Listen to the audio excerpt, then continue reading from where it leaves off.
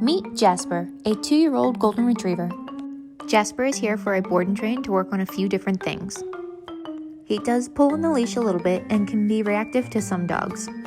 He is easily spooked in new places or by loud noises.